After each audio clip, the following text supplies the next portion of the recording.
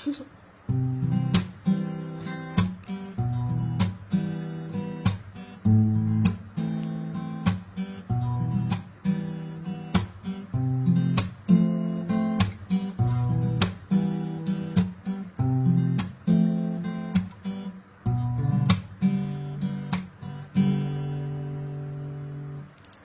នដឹងអារម្មណ៍នេះមានពីពេលណាគ្រាន់តែអូននឹងថាអូនចូលចិត្តបងញញឹមស្នាមញញឹមមួយនេះបានប្រនៅក្តីសង្ឃឹមបេះដូងទន្ទឹងយកថ្លៃ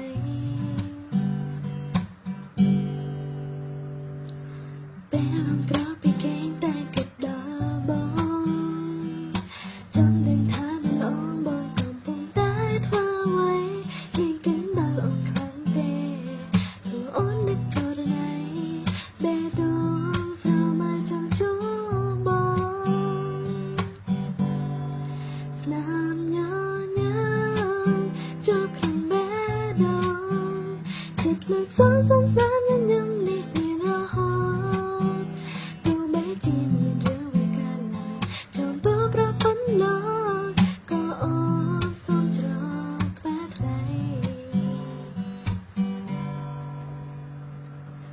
ចង់ឃើញ